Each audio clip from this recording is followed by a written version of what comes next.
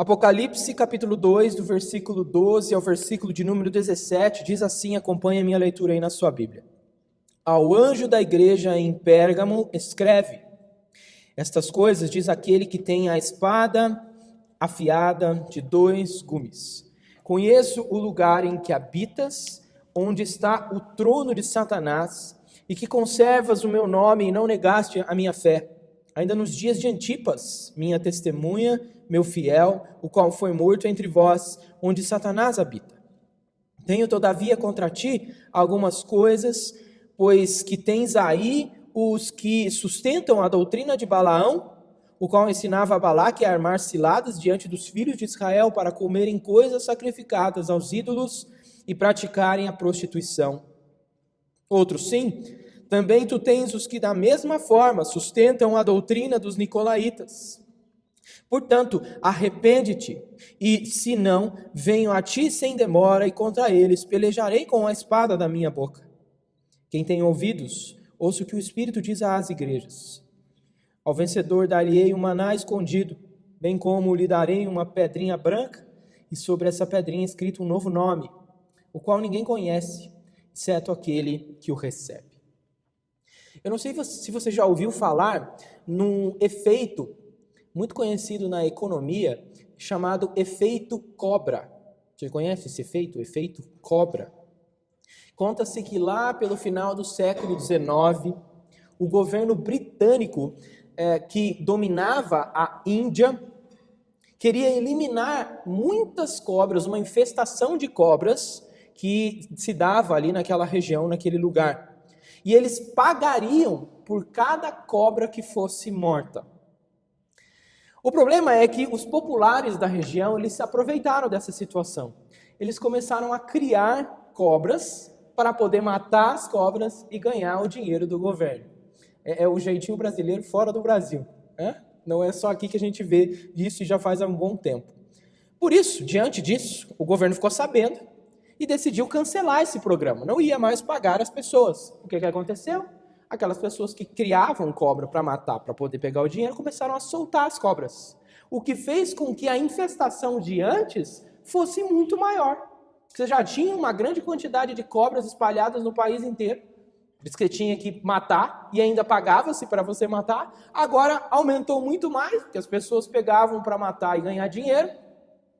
Mas quando cancelado o programa, soltaram essas cobras. Por isso que veio a se chamar de efeito cobra. O efeito cobra seria, então, essa situação em que uma questão ruim, para tentar ser superada e evitada, acaba, de alguma forma, gerar uma situação muito maior. Então, é o que a gente tem na palavra, na língua portuguesa, por exemplo, como contraproducente. Produz algo contra o esperado, contraproducente. A igreja de Pérgamo, ou a igreja em Pérgamo, nessa cidade, de alguma maneira estava a ponto de sofrer, por um fio, de sofrer esse tipo de efeito, o efeito cobra na sua igreja. Isso porque a igreja em Pérgamo estava tentando evitar um mal em potencial, real, mas ainda não acontecia, pelo menos não absolutamente, mas um mal em potencial, eles queriam evitar e produziam um mal maior sobre eles.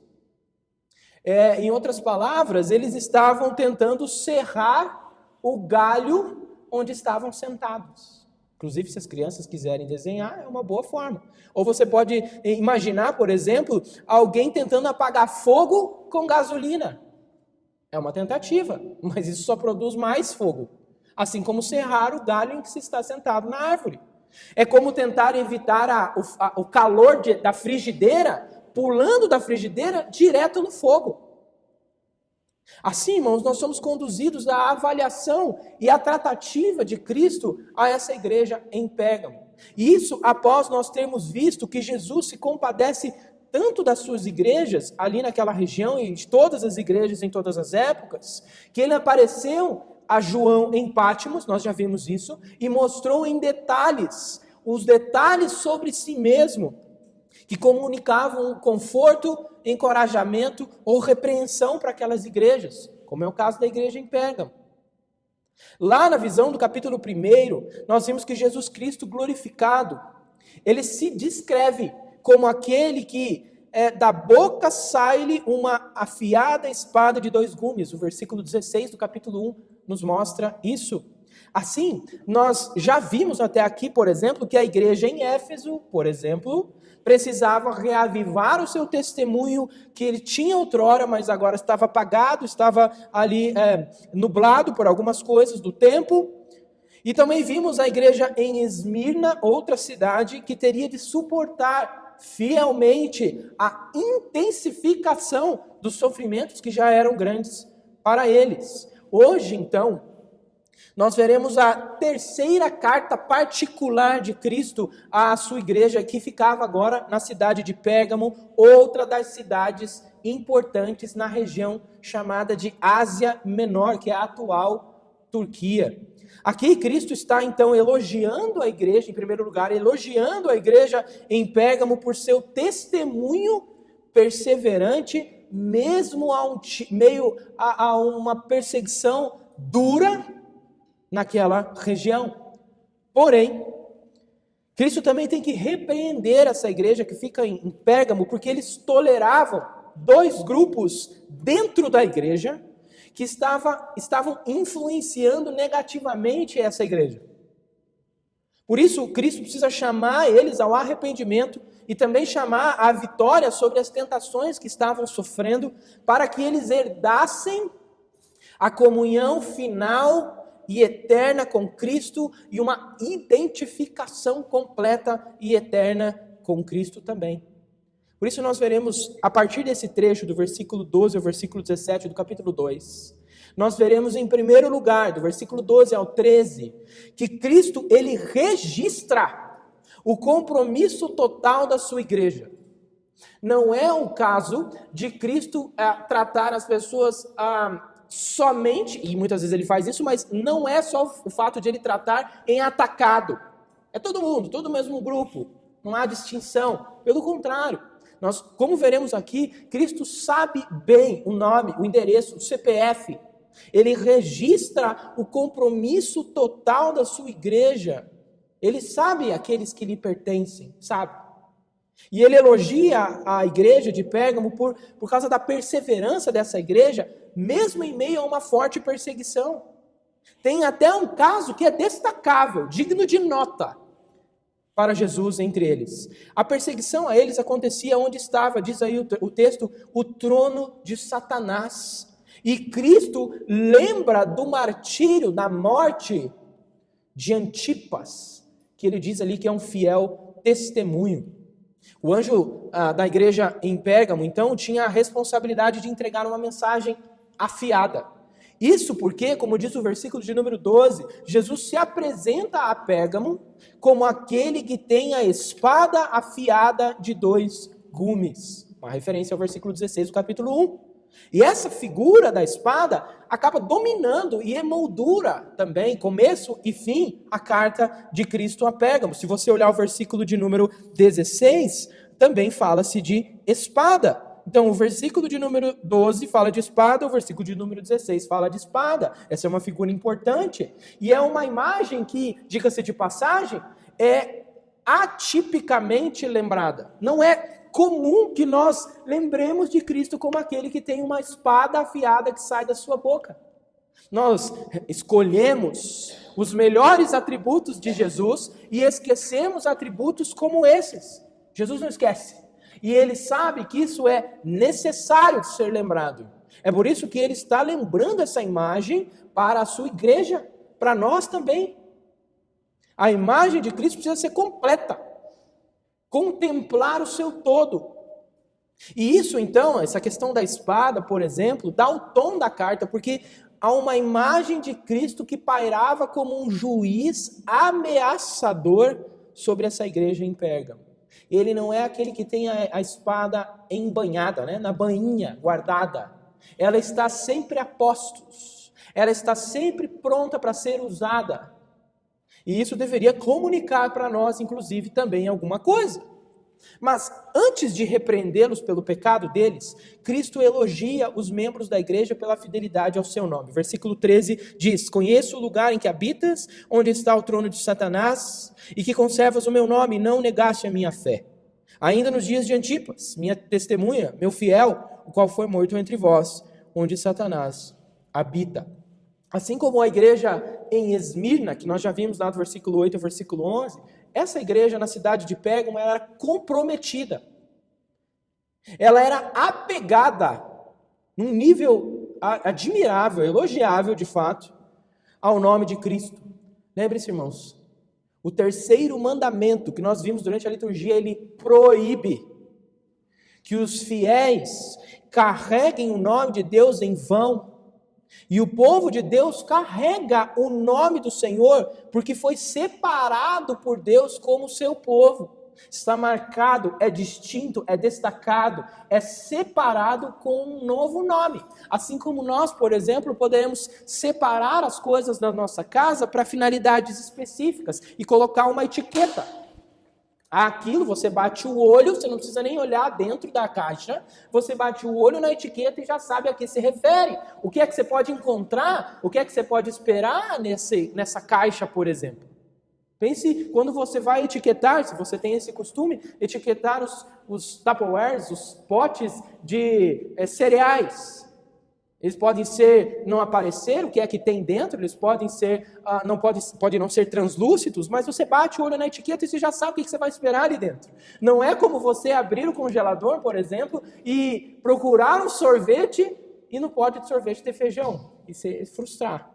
Né? Seria contraproducente. Não. O povo de Deus é aquele que carrega o nome do Senhor. Ele é etiquetado, ele é separado para uma finalidade. E essa igreja, ela levava a sério isso. Ela realmente levava a sério e se apegava ao nome do Senhor. E de fato, irmãos, cada membro da aliança com Deus carrega o sinal, o selo da aliança. No Antigo Testamento era a circuncisão. E no Novo Testamento é o batismo. Foi essa substituição que nós temos. E historicamente, a igreja em Pérgamo, elas enfrentavam perseguições severas, ela enfrentava essas perseguições e não negavam a sua fé, como Jesus diz aí, conserves o meu nome e não negastes a minha fé. E alguns chegaram até morrer. Especificamente existe um indivíduo aí chamado Antipas. Jesus chama ele de minha testemunha, meu fiel. Ele agarrou no nome de Cristo de tal modo que ele foi até a morte. Até a morte o pegou, de tão agarrado a Cristo que ele estava. Antipas é um nome que é uma forma abreviada do nome Antípatro. E Antípatro significa no lugar do Pai. O que Cristo está nos mostrando, inclusive no nome dele, é que o nome dele apontava para tomar o lugar de Cristo como testemunha, não substituindo Cristo, mas seguindo os passos de Cristo. Da mesma forma que Cristo testemunhou até a morte, nós temos um Antipas, alguém que é parecido com Cristo a ponto de testemunhar de Cristo até a morte. Nós só temos detalhes sobre a morte de Antipas, mas ao que tudo indica, ele foi sentenciado depois de ser denunciado publicamente e provavelmente sofreu o julgamento, o juízo estatal por ser crente. Não é porque ele era criminoso, era porque ele foi crente. E Jesus diz que ele é meu, o que indica que Antipas era uma testemunha a favor de Cristo, fiel a Cristo, até morrer. Capítulo 1, versículo 5, nós já vimos, por exemplo, que o próprio Cristo se identifica como fiel testemunha. Palavras usadas aqui para Antipas, para mostrar que ele estava alinhado àquilo que Cristo quer da sua igreja. Assim como Esmirna, lá no versículo 9 do capítulo 2, nós vemos que Satanás é citado aqui como um autor por detrás dessa perseguição. Lá no versículo 9 do capítulo 2, nós lemos o seguinte: conheço a tua tribulação, a tua pobreza, mas tu és rico, e a blasfêmia dos que a si mesmos se declaram judeus e não são, sendo antes sinagoga de Satanás. Ali nós vemos a operação de Satanás através de uma falsa religião. Aqui em Pérgamo nós vemos a atuação também de Satanás arquitetando perseguição contra Cristo, mas por uma outra frente, pela frente do Estado. Como nós veremos ainda no livro de Apocalipse, se Deus nos permitir, irmãos, nós temos duas bestas. A besta que emerge do mar e a besta que emerge da terra. Essas duas bestas representam o poder político e também o poder religioso, filosófico, se você quiser, que estão a serviço de Satanás. Aqui, de forma localizada, nós vemos Cristo identificar aquele por detrás dessas perseguições. Ele diz: eu sei, você habita a igreja, um lugar onde o trono de Satanás está. Pérgamo era uma cidade da Ásia Menor que ficou conhecida como a primeira cidade a erguer um templo para o imperador romano. Foi o imperador Augusto. Nessa época, então, ou a partir disso, essa cidade Pérgamo ficou conhecida como a capital da adoração ao imperador na região. E eles se orgulhavam disso. Eles batiam no peito e diziam: pois é, mas eu sou da cidade que é capital da adoração ao imperador. Ela era conhecida como a guardiã do templo de César.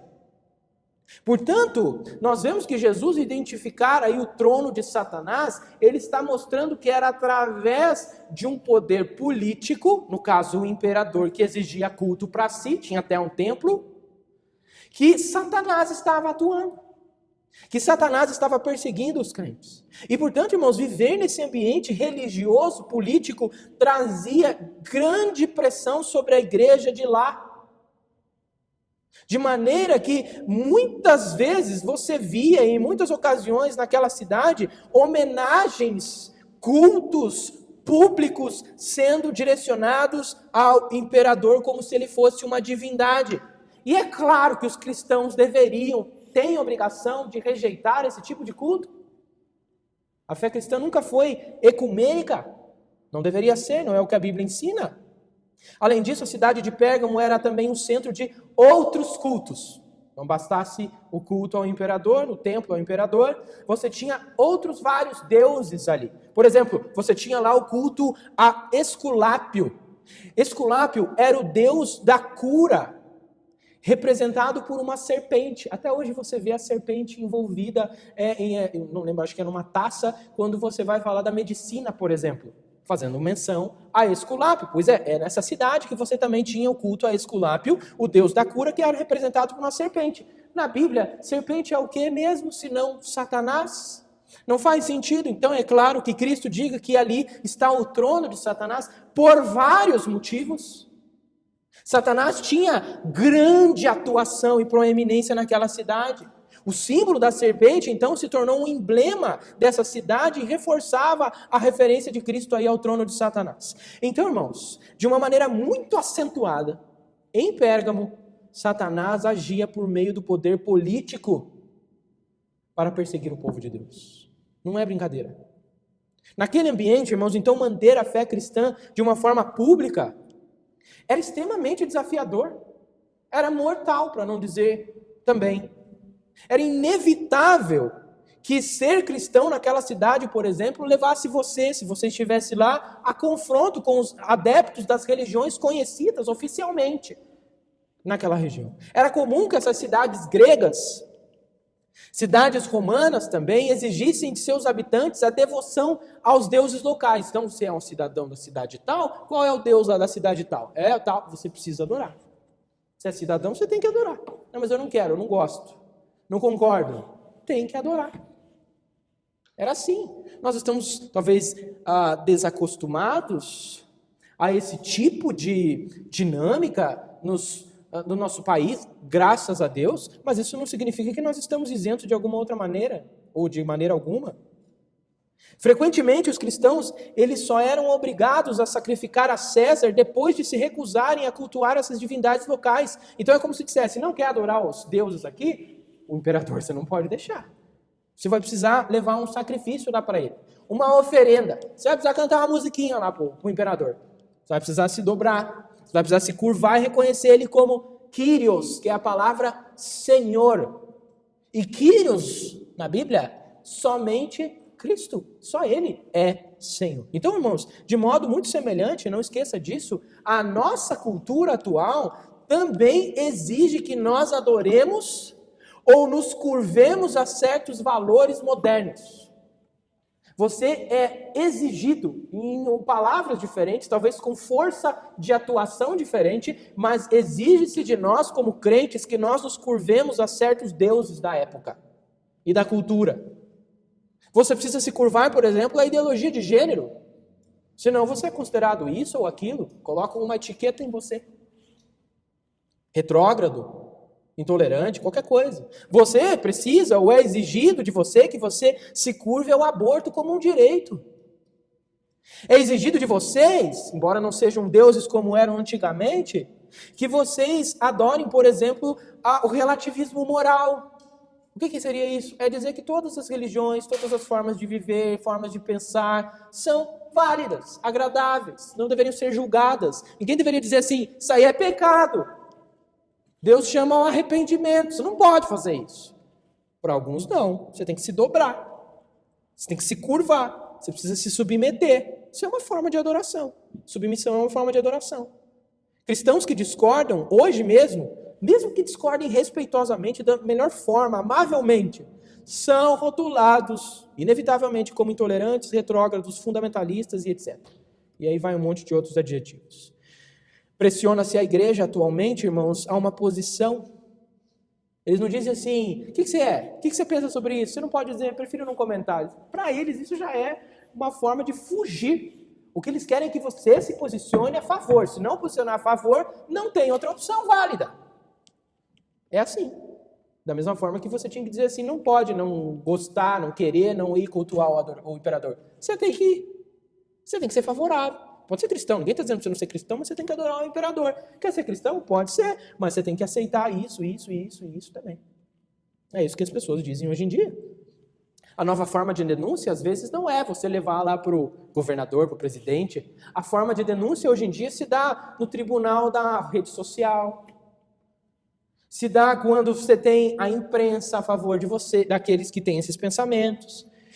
Isso quando não, nós temos também denúncias no tribunal judicial de fato. Irmãos, de todo modo, convém lembrar, irmãos, que o trono de Cristo é acima de todos os tronos, acima do trono de Satanás. Satanás é demonstrado em alguma medida com o trono aqui, no livro de Apocalipse, de algum jeito.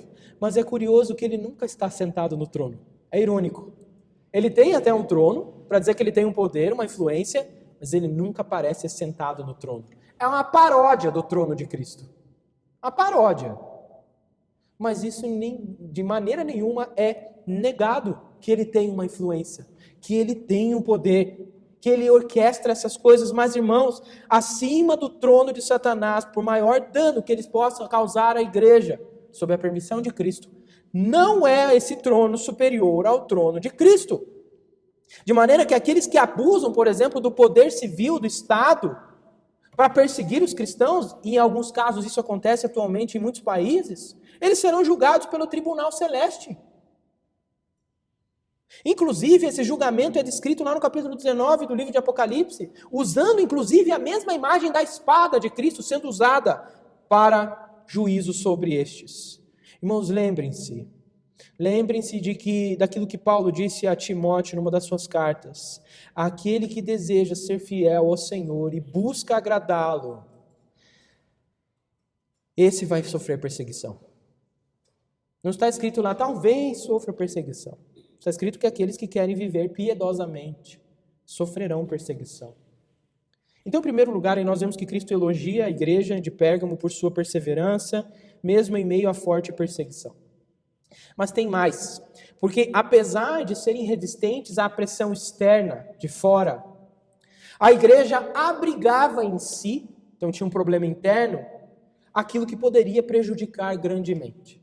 É aquilo que popularmente nós dizemos que chocavam o ovo da serpente. Era uma questão de tempo para essa serpente nascer e picá-los. Eles estavam fazendo isso. É por isso que do versículo 14 ao 16 nós vemos que Cristo, ele vai, sem sombra de dúvidas, de um jeito ou de outro, purificar a sua igreja com a sua espada. Não é por acaso que ele se refere aqui à igreja de Pérgamo como tendo a espada que sai da sua boca. Ele exorta a igreja, então, de Pérgamo, ou em Pérgamo, a permanecer fiel e rejeitar a falsa doutrina que estava no meio deles, sob pena de receberem a disciplina do Senhor. Dois grupos dentro da igreja em Pérgamo estavam influenciando essa igreja a aproximarem-se de forma inadequada da cultura da época. A Bíblia nunca nos ensina, irmãos, a sermos aqueles que vão para o mosteiro, por exemplo, para fugir da cultura, porque a cultura é pecaminosa e o pecado está lá fora, não aqui dentro. A Bíblia nunca estimula isso. Na verdade, ela condena esse tipo de coisa. Nós estamos no mundo, embora não sejamos do mundo. Mas, nem por estarmos no mundo, devemos nos aproximar de uma forma inadequada desse mundo, sendo assimilados por ele, sendo contaminados, que era o que de alguma maneira estava acontecendo aqui na igreja em Pérgamo. Notavelmente, a igreja de Pérgamo era conivente com a existência e presença não de um grupo só, mas de dois. Jesus vem dizer assim, ele nem diz, olha, tem umas pessoas aí um pouquinho. Ele está dizendo, tem dois grupos dentro da igreja de vocês. O negócio assim ficou aberto mesmo. Vocês estão tolerantes demais a ponto de não ter só um, ter dois grupos. E ironicamente, irmãos, mesmo que houvesse no histórico dessa igreja alguém que era digno de nota, por ser testemunha de Cristo até a morte, que era Antipas, isso gerou pouco impacto sobre os relacionamentos internos da igreja em Pérgamo. Ou seja, eles sabiam, até provavelmente lembravam de Antipas, que tinha morrido de fato, mas isso nada dizia para eles, a ponto de eles aceitarem e tolerarem dois grupos ruins dentro da sua igreja. Antipas foi elogiado lá por Cristo, nós vimos, mas infelizmente ele não era elogiado, nem admirado, pelo menos da maneira correta, pela sua própria igreja. Cristo tem que destacar o nome do CPF, porque eles esqueceram completamente disso, e da influência que deveria ter, do exemplo que era Antipas. Eles tinham duas opções perniciosas dentro da igreja, que eram caminhos alternativos, errados a serem seguidos. Em outras palavras, irmãos, eles tinham duas alternativas dentro da própria igreja que enfraqueciam aos poucos o testemunho deles por Cristo. E eles ignoravam assim, então, o exemplo mais destacado na história deles. O primeiro desse grupo, diz aí no versículo 14, que era aqueles que sustentavam a doutrina de Balaão. E aí a gente precisa voltar para o Antigo Testamento. Você deve lembrar da história de Balaão por causa lá da jumenta que falou quando foi interceptada pelo anjo. Enquanto Balaão não via o anjo, a jumenta viu e precisou falar com o Balaão endurecido para dizer por que ela não estava andando. Dos capítulo 22 ao capítulo 25 do livro de Números, nós temos ali que o rei Balaque, ele contrata um profeta chamado Balaão para amaldiçoar o povo de Israel. Ele contrata, ele paga Balaão para que Balaão amaldiçoasse Israel, que ainda estava peregrinando, final da peregrinação provavelmente ali, peregrinando rumo a Canaã, o povo de Israel. Porém, depois da negociação entre Balaque e Balaão, Balaão se viu restringido pelo anjo, como acabei de fazer menção, que inclusive o anjo empunhava uma espada. O texto lá diz que era o anjo do Senhor. Muitos estudiosos entendem a expressão anjo do Senhor no Antigo Testamento como referência a Cristo antes da encarnação, é claro. Então é possivelmente que o próprio Cristo, falando aqui com eles agora, fizesse menção à sua própria intervenção lá no caso de Balaão com uma espada. Olha só a espada de novo, de alguma maneira. Diante disso, Balaão orientou Balaque. Então Balaão chegou e falou para Balaque: não posso amaldiçoar, não consigo, e que existia uma forma. Então Balaão oferece uma estratégia para Balaque, dizendo que ele deveria oferecer prostitutas, mulheres para o povo, para seduzir os homens de Israel, para que eles se enredassem com elas e pecassem em prostituição, e aí sim, por causa do pecado deles, a maldição viria. Então era uma estratégia para corromper por dentro esse povo de Israel, para daí sim a maldição esperada por Balaque, pela qual ele pagou, mas Balaão não podia fazer, viesse. Porque, na verdade, é isso mesmo. Maldição só vem por causa do pecado. Então, Balaão sabia disso. Não podia fazer muita coisa, mas deu um jeitinho para Balaque. Essa doutrina aqui na cidade de Pérgamo tinha semelhanças com Balaão. É por isso que Cristo está dizendo, sustentam a doutrina de Balaão. Porque esse grupo na cidade de Pérgamo, na igreja de Pérgamo, estava agindo de forma semelhante. Porque a proposta deles para a igreja era levar os crentes de Pérgamo a cometerem prostituição. Mas prostituição espiritual. Corrompendo-se. Deixando o seu compromisso, o seu testemunho, a sua aliança com o noivo. E se enredando com outros deuses. É isso que é a idolatria, nós já falamos sobre isso, inclusive. Essa doutrina era atraente aos crentes em Pérgamo, porque, de alguma maneira, a doutrina de Balaão daria chances para o crente ali escapar das consequências do estado perseguidor dos cristãos. É como se aquilo fosse tão atraente para eles que eles vissem uma condição de adotar essas práticas daqueles que sustentavam a doutrina de Balaão, para que eles eventualmente não tivessem tantos problemas se eles viessem ser denunciados. Então, o que esse povo, ou o que esse grupo, melhor dizendo, dentro da igreja, pregava era uma abertura. Abra a mente. Seja mais relaxado nesses pontos. Não seja tão caxias. Dá para você fazer isso e aquilo sem comprometer. Eles ensinavam, provavelmente. Eles criavam, então, como Balaão, uma estratégia para, por dentro, enfraquecer o testemunho desse povo diante da sociedade. Mas existia um segundo grupo. Esse grupo é chamado aí por Cristo no versículo 15, daqueles que sustentavam a doutrina dos nicolaítas.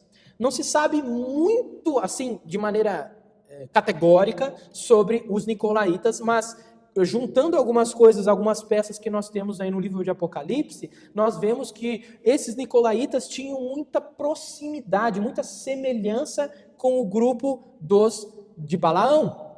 A diferença provavelmente fosse uma questão de organização, que você fala dos nicolaítas e outro você fala daqueles que sustentam a doutrina de Balaão. Parece que existe uma indefinição no grupo de Balaão, enquanto no outro você já tem até um nome, Nicolau.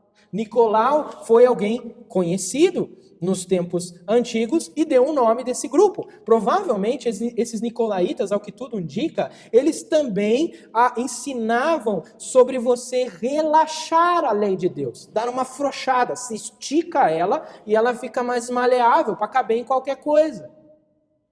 De todo modo, esses dois grupos, eles tinham em comum a falta de compromisso com a santidade pessoal. E eles eram abertos demais aos ensinos da cultura.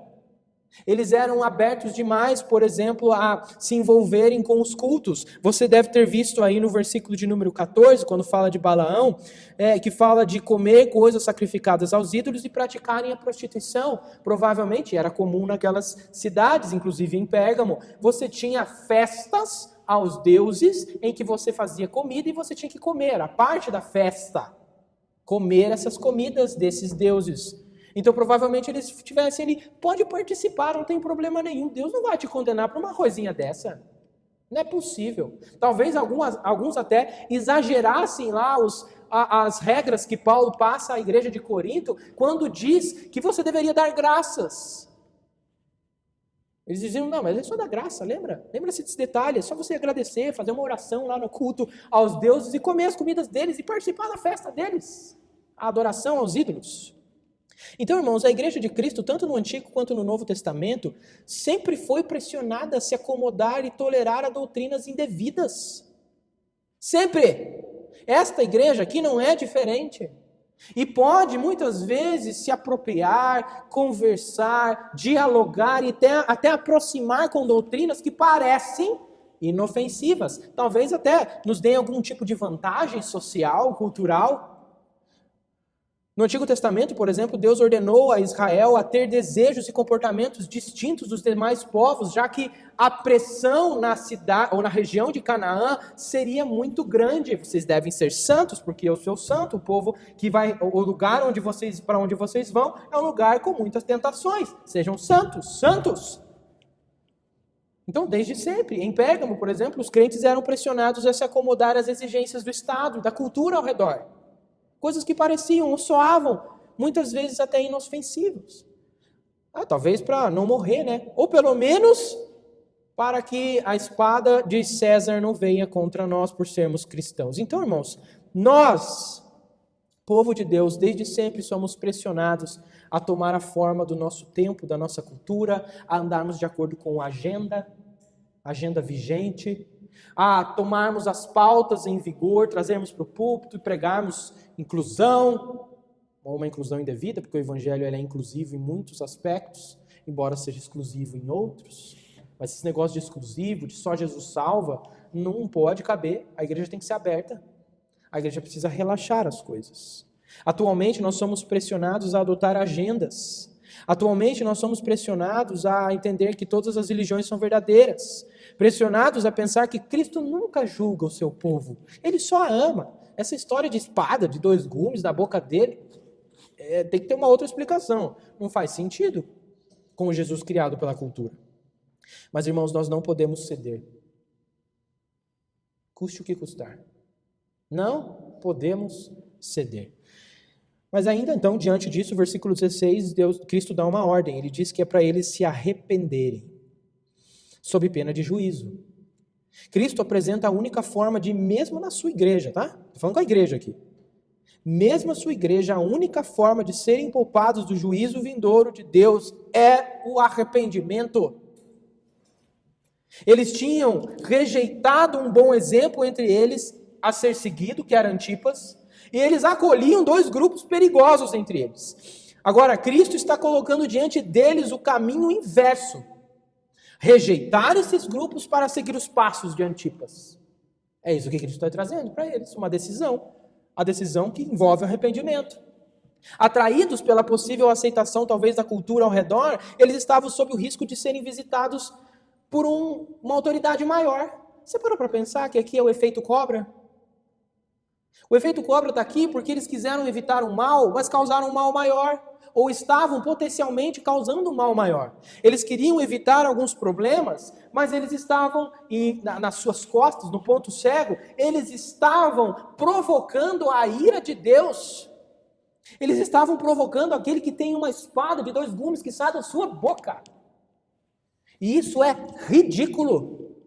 E é isso, irmãos, que nós podemos fazer eventualmente quando nós nos abrimos demais para as coisas que não deveríamos, nos aproximamos demais ou de maneira indevida das coisas que estão por aí, as coisas da cultura, por exemplo, do Estado ou qualquer outra coisa, e esquecemos que nas nossas costas, no nosso ponto cego, Cristo está desagradado de nós. Pode isso. E o que acontece? Cristo fala, olha, é um jeito de outros vão ter que purificar isso aí. Ou vocês purificam na disciplina, se afastando desse grupo, ou eu vou purificar. Purificação vai acontecer, de um jeito ou de outro. A questão é se é por meio da disciplina na igreja, que eu estou ordenando, arrependam-se então e parem com esses grupos, tirem eles fora, excomunguem se for necessário, ou eu venho. E de fato ele diz isso. Esse é o efeito cobra que estava por acontecer na igreja em Pérgamo. Eles tentavam evitar a espada do Estado, mas não conseguiam evitar a espada que sai da boca de Cristo. Em último lugar, irmãos, nós temos aí que Jesus Cristo, ele promete aos fiéis, aos arrependidos, comunhão e identificação íntima com ele. O versículo 17 nos mostra isso. Cristo promete um banquete aos que vencerem a tentação de cederem ao mundo. Essa era a tentação deles, portanto eles deveriam ser vencedores. Ao vencedor, então deveriam vencer isso aí.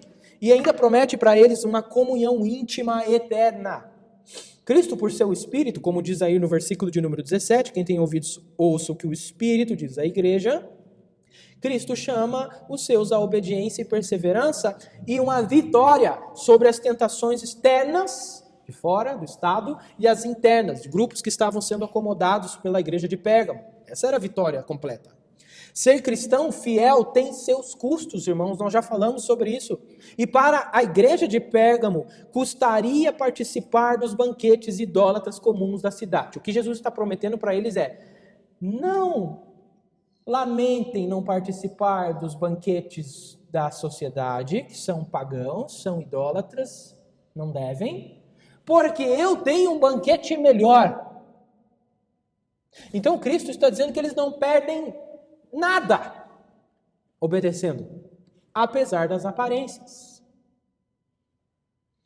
Embora eles fossem tentados a pensar que estavam perdendo muito, Cristo oferece para eles um alimento de recompensa.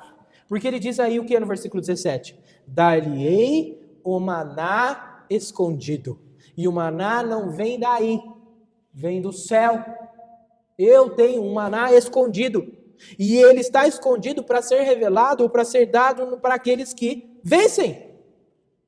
Então, não participar dos banquetes não é prejuízo nenhum. Porque do que adianta participar desses banquetes e perder o maná que está escondido? A promessa do maná escondido é um símbolo de comunhão. Sempre a mesa, as refeições, os banquetes na Bíblia eram aspectos de comunhão, de fartura, de prosperidade do reino de Deus. Aqui também. Uma comunhão final com Cristo, porque esse maná vai ser dado lá no futuro. Esse maná será a recompensa para aqueles que se recusarem a participar dos banquetes que o mundo dá. A menção ao maná aqui talvez remeta à história de Israel no deserto, também com Balaão. Era a mesma ocasião. O povo deveria ter confiado no alimento celestial de Deus e não ter participado dos banquetes que Balaão, como estratégia, deu a Balaque para que fizesse naquelas ocasiões. A igreja hoje, do mesmo modo, será sustentada com o maná se permanecer fiel. Cada um de nós, porque quem tem ouvidos? Aquele, no singular. Mas tem mais, porque o texto ainda diz que é uma pedrinha branca será dada com um novo nome registrado para aqueles que vencerem. Essa pedrinha branca pode ter vários significados. Os estudiosos eles elaboram em vários possíveis. Eles não são excludentes, são complementares em certos sentidos. E tinha a ver com a questão social, cultural daqueles dias. Porque na época, nos julgamentos da época lá na cidade de Pérgamo, uma pedrinha branca representava a absolvição e aprovação num tribunal, e uma pedrinha preta indicava a condenação. Então a maneira do júri votar não era levantando a mão e dizendo sim ou não, mas era colocando uma pedrinha ou branca ou preta. A branca queria dizer inocente, a preta queria dizer culpado. Era assim que o júri votava naqueles dias. Também poderia ser um ingresso para ocasiões especiais. Conta-se que havia algumas pedras brancas que elas eram quebradas ao meio, e uma era dada a um amigo e outra ficava contigo. Vocês poderiam se encontrar eventualmente, e a maneira de vocês representarem aquilo era juntando as pedrinhas de novo. Então, pode ser que isso também esteja envolvido, essas três coisas. A pedra branca, de todo modo, representa o convite de Cristo para participar da sua ceia, porque lá no capítulo 19, versículo 9, nós temos essa referência, em contraste, então, com os banquetes pagãos. O novo nome escrito na pedra reforça a ideia de uma identificação, uma identidade nova e final e eterna que é dada com Cristo. No mundo antigo, quando você conhecia alguém, o nome de alguém, especialmente o nome de Deus, você poderia dizer com isso que conhece e tem intimidade com essa pessoa. E isso, então, você compartilharia o seu caráter, o seu poder, você era amigo de verdade. Colocava a mão no fogo, em outras palavras, só de dizer que conhece o nome. Aqui Cristo está dizendo a mesma coisa. Há uma identificação íntima com Ele. Capítulo 3, versículo 12 de Apocalipse, nós lemos que o meu nome, o nome de Deus, o nome da cidade do meu Deus, a Nova Jerusalém, todos esses nomes serão escritos no próprio crente. Nome é importante, irmãos. Faz sentido que também a noiva mude o seu nome quando se casa com o seu noivo. Nas bodas do Cordeiro, como diz o capítulo 19 do livro de Apocalipse. Então, irmãos, a história da igreja em Pérgamo nos ensina que, embora a fidelidade cristã tenha custos reais, e tem, o Evangelho nos chama a resistir às tentações de acomodação, aos falsos ensinos que podem surgir de dentro da igreja. Nós não podemos fechar os olhos para uma coisa e estar mais abertos à outra, nem o contrário. Nós podemos muitas vezes ceder a ensinos que afrouxam ou que enfraquecem o nosso testemunho nesse mundo, achando que nós estamos evitando um mal maior, nós estamos provocando o juízo de Cristo. Esse é o efeito cobra, por exemplo. O efeito cobra mostra que ações erradas, mesmo que bem intencionadas, podem agravar os problemas. E a igreja, então, é exortada a rejeitar qualquer mistura com o mundo.